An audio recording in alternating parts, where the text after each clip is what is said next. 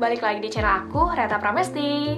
Di video kali ini, aku mau sharing tentang SNMPTN lagi yang fokus ke pemilihan prodi di SNMPTN. Sebenarnya pilihan satu atau pilihan dua sih yang berpeluang lulus, atau satu pilihan atau dua pilihan yang berpeluang lulus. Dan juga apakah ada yang pilihan duanya itu bener-bener lulus? Ada ya, aku bakal nanti jabarin bukti lulusnya dan apa aja sih arginitas yang harus dipahami sama pejuang khususnya di SNMPTN. So, gak usah berlama-lama lagi, let's get started! Oke, sebelumnya aku mau ngingetin dulu buat kamu yang suka sama konten ini dan juga ya konten-konten lain yang ada di channel aku, boleh banget nih di like, comment, share, serta subscribe ya, karena aku bakal update terus tentang PTN, tentang tips trik masuknya, tentang tips juga menjadi mahasiswa yang ideal, dan lain-lain. Oke? Kita masuk ke pembahasannya ya. Berdasarkan LTMPT, informasi yang diberikan LTMPT atau Lembaga Tes Masuk Perguruan Tinggi Negeri, untuk SNMPTN, pemilihan prodinya itu maksimal adalah 2 PTN, 2 prodi, di mana satu PTN itu harus ada di dalam daerah yang sesuai dengan asal sekolah. Tapi kalau misalnya kamu cuma pilih satu PTN, itu bebas di mana aja, oke? Jadi kesimpulannya apa kak? Kesimpulannya ada 4 pilihan yang bisa dipilih. Yang pertama, kamu pilih satu PTN 1 prodi, atau satu PTN 2 prodi, 2 PTN 1 prodi, atau 2 PTN 2 prodi. Ingat ya, kalau 2 PTN, berarti satunya itu harus ada di dalam daerah atau berhubungan dengan asal sekolah kamu. Oke, paham ya? Terus banyak yang nanya, sebenarnya benar nggak sih lebih untuk memilih pilihan yaitu 2 pilihan di satu PTN? Nah, itu tergantung juga sama pilihan kamu, karena segala pilihan itu ujung-ujungnya adalah di kamu juga, finalnya di kamu juga. Tapi yang lebih baik yang mana? 1 PTN, 2 PTN, 1 prodi, atau 2 prodi? Jawabannya adalah jujur, sama aja. Jadi berdasarkan data-data yang sudah aku kumpulkan, sebenarnya ada juga kok yang keterima pilihan 1 dan ada juga yang keterima pilihan 2. Tapi secara persentase yang diterima di pilihan 1 biasanya memang lebih besar dibandingkan pilihan kedua, di mana biasanya PTN memang lebih memprioritaskan pilihan pertama. Berdasarkan survei yang aku lakukan di Instagram @mentorluluskampus, juga hasilnya sama ya, ternyata banyak orang yang lebih memilih 1 PTN, 2 prodi, karena mereka yakin akan memiliki kemungkinan besar lulus ketika kita memilih 1 PTN. Apakah benar? Coba kita buktiin ya. Nah, secara pemilihan, ketika kita memilih 1 PTN, 2 prodi, itu tentunya akan diproses dari pilihan 1 ya, ke pilihan 2. Begitupun kalau misalnya kita pilih 2 PTN, 2 prodi, atau 2 PTN, 1 prodi. Itu tentu akan diproses dari pilihan 1 ke pilihan 2. Jadi sebenarnya, ketika kita memilih berbagai pilihan dari yang 4 pilihan tadi, itu tetap aja diproses dari yang pertama ke yang kedua. Makanya kenapa penting untuk memahami tingkat keketatan. Karena kalau misalnya kita pilih dua-duanya sangat ketat, kita akan berpeluang lebih kecil untuk masuk ke pilihan yang kedua. Oke?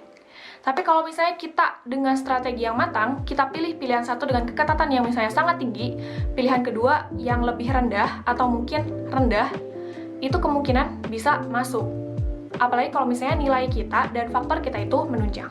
Oke? Nah, dari 71 orang yang pernah aku bongkar nilainya, kamu bisa cek di part 1 sampai part 9 yang lulus SNMPTN 2020, itu ada sekitar 90% yang lulus di pilihan 1 dan 10% yang lulus di pilihan 2. Jadi, 1:9 ya. Kalau dari persentasenya kan 90% sama 10%. 64 orang itu diterima pilihan 1 dan 7 orang itu diterima pilihan 2. Jadi secara persentase emang lumayan jomplang gitu ya. Pilihan 1 emang lebih banyak diterima. Karena kembali lagi, pilihan 1 biasanya menjadi prioritas PTN. Ada yang bilang, katanya kan PTN gak ada yang mau di nomor 2 kan? Iya, bener banget. Karena semua PTN gak ada yang mau di nomor 2 kan? Nah, makanya tadi di awal aku sempat bilang dan nyinggung bahwa orang banyak yang milih 1 PTN, 2 prodi. Karena kita nggak menomor 2 kan PTN kan? Gitu. Tapi kalau misalnya kamu pengen ada 2 PTN, pastikan PTN yang kedua itu PTN-nya yang tingkat kesulitannya itu lebih rendah gitu. Tingkat kesulitannya lebih rendah daripada PTN yang pertama, agar masih ada peluang lulus. In case misalnya aku ambil dari pengalaman aku lulus di akuntansi Unpad, dan aku waktu SNMPTN masukin 2 pilihan, akuntansi Unpad dan ekonomi pembangunan Unpad. Nilai aku 90. Alhamdulillah lulus pilihan 1. Kenapa aku masukin pilihan 2? Karena aku waktu itu belum yakin juga nih masuk pilihan 1. Jadi aku maksimalkan aja peluang agar kalau misalnya aku nggak diterima pilihan 1, aku bisa masuk ke pilihan 2. Dan akhirnya, alhamdulillah lulus pilihan 1 gitu. Coba kita bongkar lagi ya.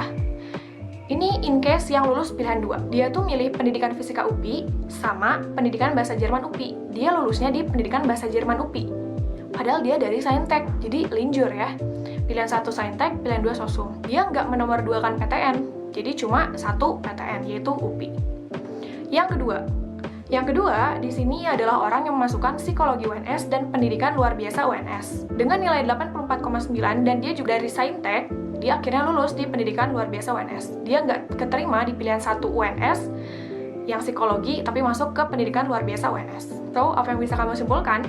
Ternyata dari 2 orang yang ternyata diterima di pilihan kedua, dua-duanya adalah yang memilih 1 PTN 2 prodi. Kenapa sih yang lulus di pilihan kedua 1 PTN 2 prodi itu masih ada kemungkinan lulusnya? Nah, di sini aku bisa ambil kesimpulan dari 2 hal.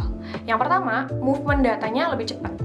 Kalau misalnya 1 PTN, berarti ketika kita nggak masuk di pilihan pertama, kita langsung dipindahkan kan datanya ke pilihan yang kedua. Dan itu masih dalam 1 PTN. Jadi movement datanya atau pergerakan datanya itu bakal lebih cepat dibandingkan kalau misalnya kita 2 PTN, 2 prodi. Pergerakan datanya pasti akan lebih lama. Yang kedua, nilainya itu masih masuk dan masih bisa bersaing dengan orang-orang yang memasukkan pilihan 1 di prodi yang pertama. Nah, jadi walaupun dia memasukkan prodi yang kedua di pilihannya, tapi dia masih bisa bersaing nih sama orang yang masukin pilihan 1 di PTN yang pertama. Gitu. Jadi tadi ya, ada 2 kemungkinan. Jadi, apa sih yang harus kita urgentkan untuk kita pahami di pilihan SNMPTN? Yang pertama, jangan anggap remeh pilihan kedua.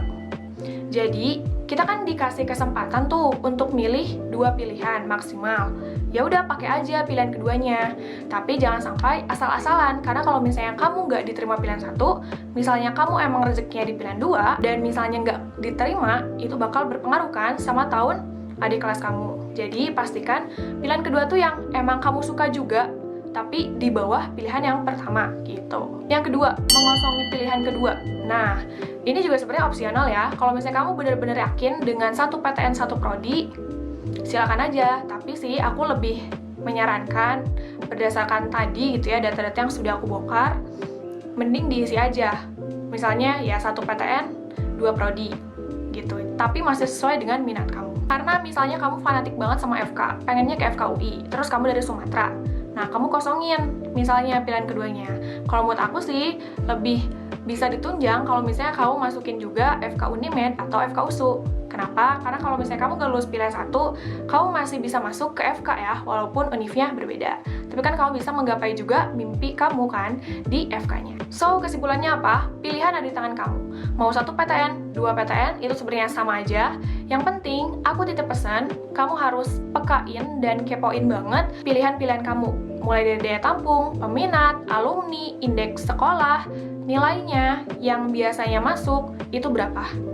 Jadi kamu nanti gak gambling juga untuk memilih pilihannya.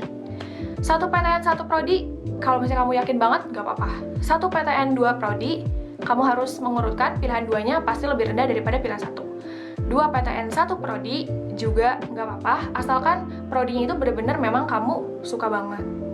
Yang terakhir, 2 PTN 2 prodi juga nggak apa-apa, tapi asalkan PTN yang kamu pilih di pilihan kedua dan prodinya yang di pilihan kedua itu pastikan lebih rendah secara tingkat keketatan agar kamu masih bisa peluang masuk kalau misalnya kamu nggak keterima pilihan 1.